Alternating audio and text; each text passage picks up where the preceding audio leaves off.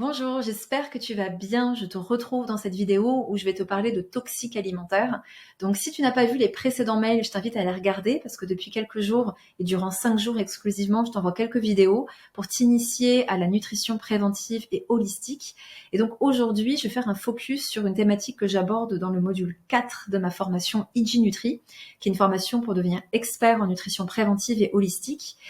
Et en fait, par rapport à ces toxiques, il faut savoir qu'il y en a absolument partout. Et malheureusement, si on n'y fait pas attention, on peut avoir tendance à penser manger sainement, alors qu'en fait, on est en train de se polluer et d'encrasser notre organisme. Maintenant, pour se prémunir de ces toxiques, encore faut-il savoir où ils sont.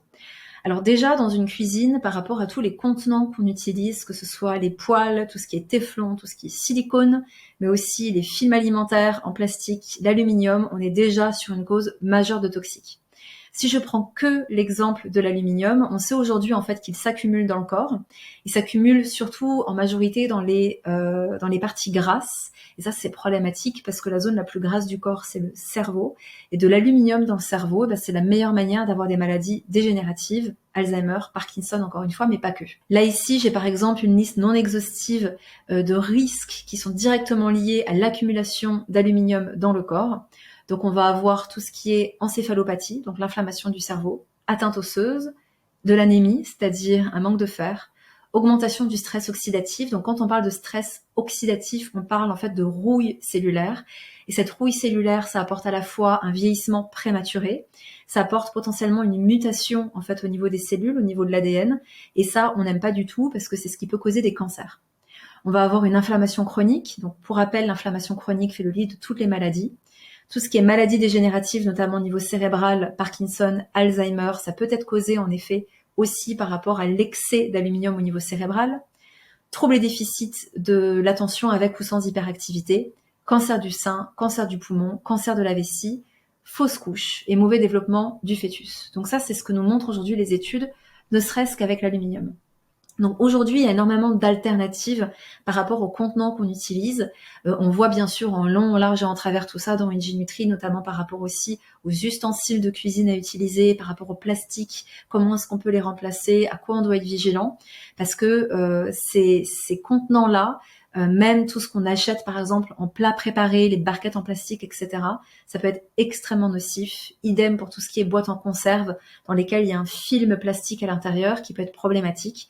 Donc en général, on va plutôt privilégier tout ce qui est verre, tout ce qui est porcelaine, tout ce qui est céramique en grande majorité, des poêles en pierre ou tout ce qui est en inox, ne serait-ce que déjà pour les contenants. Il existe également aujourd'hui beaucoup d'alternatives écologiques, naturelles, pour garder les aliments, que ce soit pour emballer des sandwichs, pour remplacer le film alimentaire justement. Donc tout ça, il est important de se renseigner dessus pour déjà limiter ces toxiques. Maintenant, au-delà de tout ce qui est contenant, il y a aussi d'autres sources de toxiques dans notre alimentation, à commencer par les aliments eux-mêmes. Donc évidemment, tout ce qui est additifs alimentaires, ce sont des sources de toxiques majeures. Par exemple, on sait que tout ce qui est nitrate, nitrite, donc c'est tout ce qui est E249, E250, E251, E252, est associé à un risque accru du cancer du côlon. C'est des choses qu'on trouve beaucoup dans les charcuteries. Donc bien sûr pas dans les charcuteries bio et artisanales, mais dans les charcuteries industrielles. Comme autre exemple, on a les caramels, donc ceux qui sont élaborés au moyen d'ammoniac, de sulfite d'ammonium, donc c'est tout ce qui est E150C, E150D. On a également le E319, c'est suspecté d'être cancérigène et c'est extrêmement toxique pour notre système immunitaire. Et enfin, on a tous les colorants qu'on retrouve dans beaucoup de produits industriels, dans les sodas, dans les bonbons et malheureusement dans les produits qui sont destinés surtout aux enfants. C'est clairement ces colorants-là des molécules qui favorisent tout ce qui est hyperactivité chez l'enfant justement. Donc la meilleure manière d'avoir des enfants qui sont plus calmes, c'est de manger vrai, de manger varié, d'éviter les colorants et les sucres. Il y a d'ailleurs des études qui ont été faites dans les pays nordiques où l'alimentation des enfants était complètement transformée, sans additifs, sans colorants, sans conservateurs, frais, vivants, variés durant 2 semaines, et les comportements des enfants avaient drastiquement changé.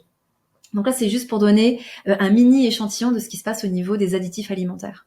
Bien sûr, on va aussi avoir tout ce qui est pesticides, herbicides, insecticides qu'on trouve dans l'agriculture conventionnelle.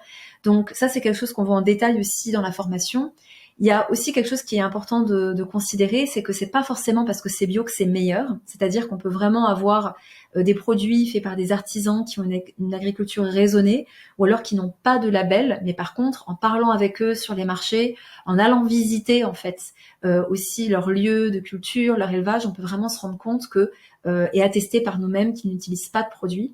Et donc ça peut être extrêmement bénéfique aussi pour dépenser moins d'argent, parce que c'est souvent le prix du label bio, par exemple, ou de tout autre label, qui fait que les prix flambent.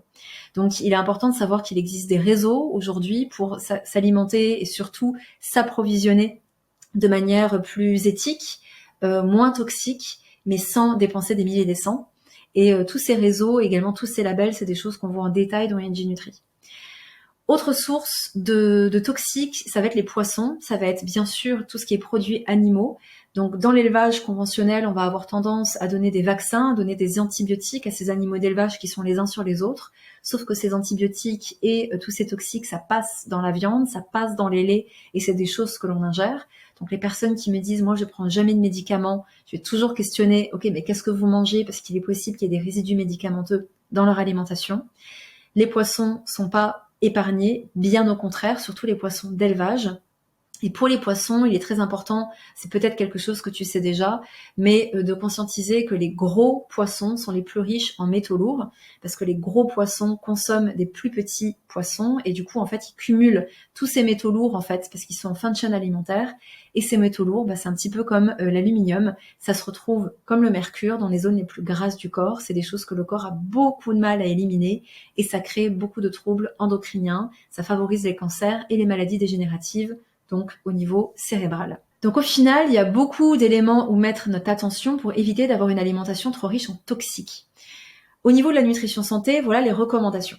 Donc ces recommandations au niveau déjà des apports en produits animaux, c'est à la fois pour la charge en toxiques qu'ils vont avoir, mais aussi pour des raisons écologiques. Et là, je me base sur les rapports dont je parlais sur le mail précédent, c'est-à-dire si on veut pas aller droit dans le mur d'un point de vue impact écologique et réchauffement climatique, on doit respecter ces quantités alimentaires. Pour les viandes rouges, ce serait 110 grammes tous les 10 jours. Et ça, ce serait au niveau mondial. Donc, on en est loin. Pour les viandes blanches, ce serait 120 grammes tous les 5 jours. Idem pour les poissons. Pour les œufs, ce serait 1 tous les 3 jours. Pour les produits laitiers, pareil. Et en fait, ce qui se passe, c'est que selon les études, si on diminuait drastiquement nos apports en viande et notamment en viande bovine, on pourrait augmenter nos apports en œufs, voire en produits laitiers, pour compenser en fait et avoir plus d'apports en protéines animales tous les jours. Par exemple, un œuf par jour, qui serait idéal pour notre santé. Parce que là aussi, pareil, on pense que les œufs sont mauvais pour notre santé, alors qu'en réalité, c'est une question de qualité et les œufs sont un trésor pour notre santé. Maintenant, pour en revenir aux toxiques, pour les poissons, on va toujours privilégier des petits poissons gras, donc par exemple les sardines, les maquereaux, ce sera bien meilleur que les gros poissons. Et donc c'est là qu'on se dit que tout ce qui est sushi, tout ce qui est riche en saumon, en thon, c'est vraiment à éviter parce que c'est bourré de mercure. Et en plus, d'un point de vue écologique, on est vraiment sur une extinction en fait de ces poissons et il est important de les limiter. Et pour tous les poissons d'élevage, eh bien c'est aussi à limiter parce qu'ils sont bourrés d'antibiotiques, de médicaments, de vaccins qui se retrouvent dans leur chair. Donc à tous les niveaux, il faut limiter la consommation de ces types de poissons et garder ça pour les exceptions.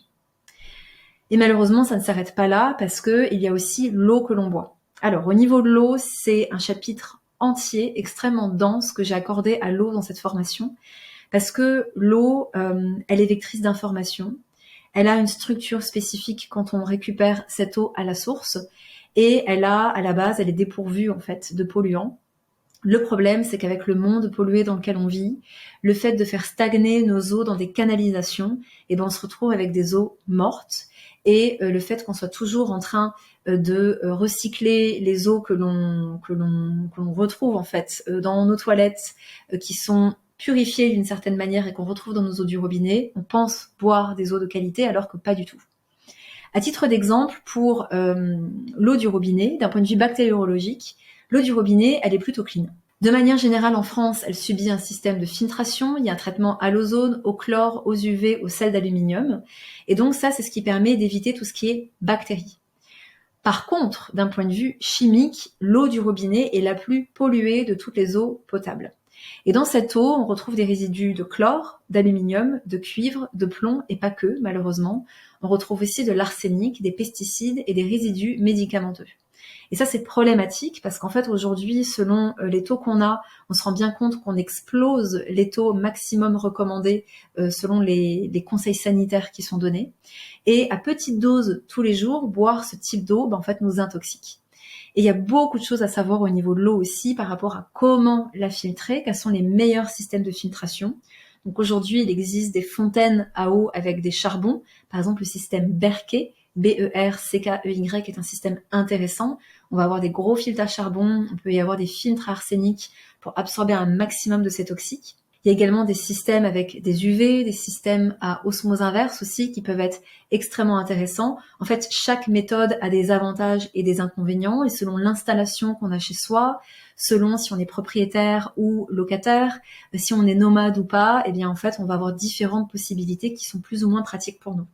Donc ça, c'est des choses qu'on voit aussi en détail parce que la qualité de l'eau qu'on boit est fondamentale. On est constitué en très grande majorité d'eau dans notre corps. Et puisque l'on sait que nous sommes constitués en grande majorité d'eau, en plus des aliments que l'on mange, l'eau qu'on boit est tout aussi importante. J'en parle d'ailleurs à mes élèves, je leur dis voilà, ça fait 3 modules que vous voyez en long, en large et en travers comment vous nourrir. Et maintenant, il va falloir voir quelle eau vous buvez parce que c'est tout aussi important. Et pour ma part, si j'avais un grave problème de santé, la première chose à laquelle je serais vigilante, c'est l'eau que je bois et que je consomme tous les jours. Il y aurait encore beaucoup de choses à dire sur l'eau en réalité, parce que aussi bien par rapport à faire la différence entre une eau vivante et une eau morte, mais aussi par rapport à sa teneur en électrons ou à son pH, on va avoir des vertus complètement différentes.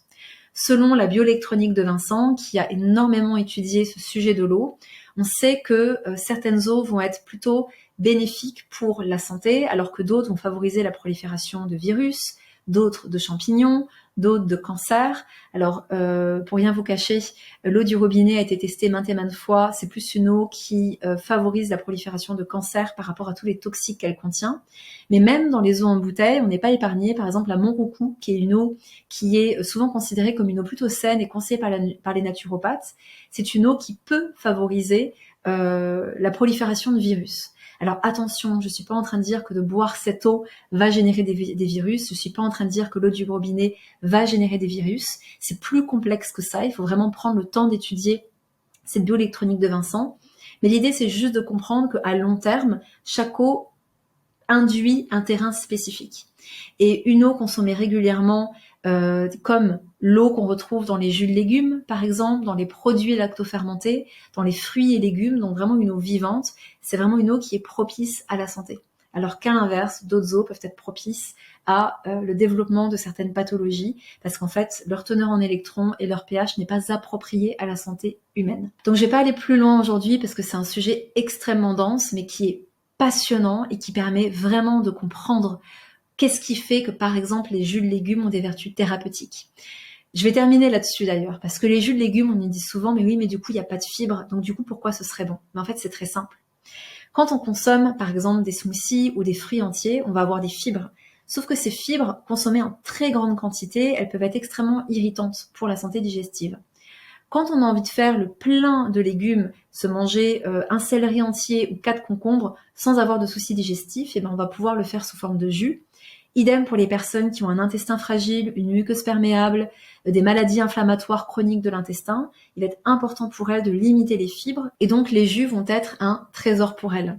Et comme je le disais précédemment, le fait d'avoir cette eau vivante, parfaitement équilibrée en électrons et avec un pH absolument parfait pour la santé humaine, on se retrouve sur une eau thérapeutique qui permet en fait à nos cellules de se régénérer bien plus rapidement et de retrouver la santé. Et c'est ce qui permet d'expliquer pourquoi des cures de jus de légumes sont aussi bénéfiques aussi. Donc j'espère que toutes ces indications vont donner envie de découvrir le module 4 DigiNutri. Et d'ailleurs, il n'y a pas que ça dans ce module, parce que je donne aussi toutes les indications pour commencer à conseiller des personnes et surtout savoir par quoi commencer. Par exemple, comment initier quelqu'un à composer correctement son assiette, comment faire une assiette santé, comment faire un smoothie, comment composer un jus, et également comment faire le tri dans ses placards. Comment déjà de manière très simple, juste en remplaçant un sel blanc par un sel raffiné, un sucre blanc par un sucre complet ou un sucre de coco, ou comment remplacer les huiles, ça peut déjà être un game changer pour les personnes qui ont envie de conseiller, que ce soit à titre professionnel ou personnel. Comme toujours, je te souhaite de prendre bien soin de toi. À très bientôt.